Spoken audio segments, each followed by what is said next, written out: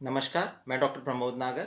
आज आपसे बात करने वाला हूं कोविड के मरीजों में देखी जाने वाली क्लॉटिंग की समस्या को लेकर। क्लॉटिंग यानी खून के थक्के जम जाना। ये अचानक से शरीर के किसी भी हिस्से में जम सकते हैं कोविड मरीज के। अगर ये हृदय में जमते हैं तो मरीज को हार्ट अटैक आ जाता है, दिमाग में जाते हैं तो लकवा मार जाता है। ये शरीर के और अंगों में भी जा सकते हैं जैसे लीवर, गुर्दे, और वो भी खराब हो सकते हैं। इसके अलावा ये हाथ पैरों की नसों में जा करके नसों को बंद कर सकते हैं और हाथ पैर खराब हो सकते हैं या काले पड़ के उन्हें काटने की नौबत भी आ सकती है। तो ये समस्या काफ़ी सारे मरीजों में देखी जा रही है और काफ़ी सारे लोगों में डर भी पैदा कर रही है कि क्या ये समस्या हमें तो नहीं हो जाएगी। हम क्या करें इससे बचने के लिए, कि कैसे हमें पता लगे कि ये समस्या किसी हमारे परिवार में कोविड मरीज को होने वाली है या नहीं। ये बहुत सारे सवाल हैं जो आम जनता के दिमाग में आते हैं। तो इन्हीं सवालों के जवाब देने के लिए इस वीडियो को मैंने बनाया है। अब सबसे पहली बात, क्या कोविड के मरीज के अलावा किसी और मरीज में भी ये संभावनाएं होती है कि उनमें क्लॉटिंग नॉर्मली हो जाए? बिल्कुल होती है। ये वो मरीज होते हैं जिनका वजन आवश्यकता से अधिक होता है, जो बीपी के मरीज होते हैं, शुगर के मरीज होते हैं, या उनमें हार्ट की पहले से ही कोई छोटी मोटी समस्याएं होती है। और इसके अलावा वो लोग जो धूम्रपान करते हैं, जर्दा, गुटखा, तंबाकू खाते हैं, या किसी तरह की और किसी ड्रग का अब्यूज़ करते हैं जो शरीर के लिए हानिकारक है। या सिंपल एक फोलिक एसिड की कमी से भी देखा गया है कि आपके शरीर में अचानक से खून के थक्के जम सकते हैं। ये मरीज अगर कोविड इन्फेक्टेड नहीं है, इस तरह के लोग, तो भी उनमें खून के थक्के जमने की संभावना ज़्यादा रहती है।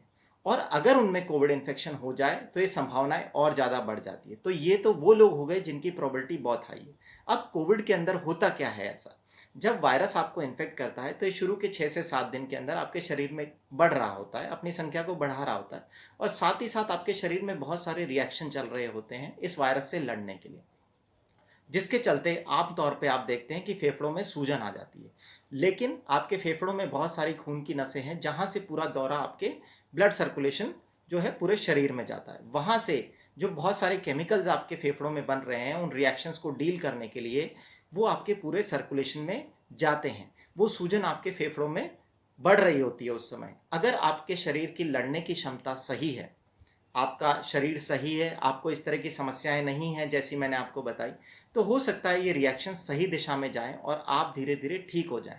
लेकिन अगर आपके शरीर की क्षमताएं सही नहीं हैं, आपको कुछ बुरी लतें हैं, आप शुगर पेशेंट हैं, बीपी पेशेंट हैं, या हार्ट के पेशेंट हैं, या बहुत सारी और नेग्लिजेंस हो सकती है आपके अपने शरीर को लेके, आपके खाने का पैटर्न सही नहीं हो सकता, आप जंक फूड ज़्यादा खाते हैं, तो ये समस्याएं, ये जो रिएक्शंस आपके शरीर में चल रहे हैं, ये गलत दिशा में जा सकते हैं और वो सूजन को इतना बढ़ा सकते हैं कि अचानक से आपके शरीर के किसी भी नस में, चाहे वो हृदय की हो, दिमाग की हो, गुर्दों की हो, लिवर की हो, या आपके अंगों की हो, उनमें अचानक से खून के थक्के जम सकते हैं और वो नसें बंद हो सकती हैं। अब इनके लिए हमें ये तो पता लग गया कि कौन हाई रिस्क पेशेंट है। कैसे पता करें कि भाई ये हर कोविड मरीज को होगी कि नहीं? देखो, इसे पता लगाने का कोई तरीका अभी तक तो नहीं आया है। हाँ, लेकिन डी डाइमर टेस्ट जो है वो ये बता देता है कि आपके खून के जाड़े होने की क्षमता कितनी है, और क्या आपको भी संभावना है कि आपके क्लॉटिंग हो जाए, है ना? तो हम सभी फिजिशियंस आपका डी डाइमर टेस्ट कराते हैं, और इस संभावना को अगर ये व्यक्त होती है, आपका डी डाइमर बढ़ा हुआ होता है, तो आपको खून पतला करने की दवाइयाँ दी जाती है, जो कि इंजेक्शन के फॉर्म में, गोली के फॉर्म में आती है। लेकिन जो मरीज़, जैसे मैंने आपको बताया कि मोटे हैं, शुगर की समस्या है, बीपी के हैं, हार्ट के पेशेंट्स हैं, या जो किसी तरह का ड्रग सब्सटेंस अब्यूज़ यूज़ करते हैं जैसे तंबाकू, सिगरेट, जर्दा वगैरह, या जिनमें सिंपल बी कॉम्प्लेक्स डेफिशिएंसी होने की भी संभावना है, वो एक खून पतला करने की गोली ले सकते हैं, चालू कर सकते हैं अगर उनमें कोविड के सिम्टम आते हैं।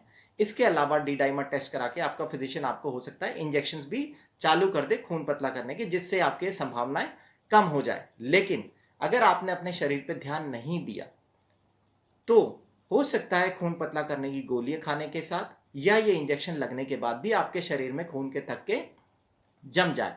तो इन समस्याओं से बचने का सबसे सरल तरीका यह है कि अपने खान पीन को सुधारें।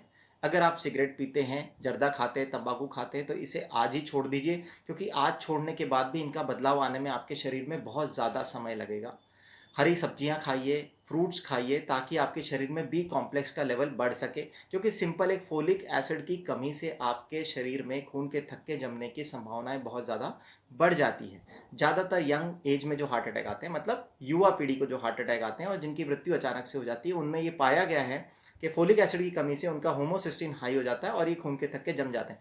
तो सिंपल सी ये सावधानी कि अपने डाइट को सुधारना भी इस संभावना को कम कर सकता है। इसके अलावा अगर आपका वजन ज़्यादा है तो अपने वजन को कंट्रोल करने की कोशिश कीजिए। आप डायबिटिक हैं तो शुगर को कंट्रोल रेंज में रखिए, गोलियां टाइम से लीजिए। अगर आपको इंसुलिन की आवश्यकता है तो उस पर जाइए, अपने डॉक्टर को दिखाइए। आपके बीपी को कंट्रोल लेवल में रखिए। और आप हार्ट पेशेंट हैं तो अपना रूटीन चेकअप करवा लीजिए, आपकी दवाइयों को रेगुलर लेते रहिए, तो हम इन संभावनाओं को काफ़ी हद तक कम कर सकते हैं। 100% ख़त्म करने के लिए तो मैं नहीं कह सकता, लेकिन अगर इन संभावनाओं को हम 90% भी कम कर सके तो बहुत सारे मरीजों को हम इस प्रॉब्लम से बचा सकेंगे, क्योंकि कोविड में मृत्यु का एक कारण ये क्लॉटिंग भी है। ठीक है, धन्यवाद दोस्तों।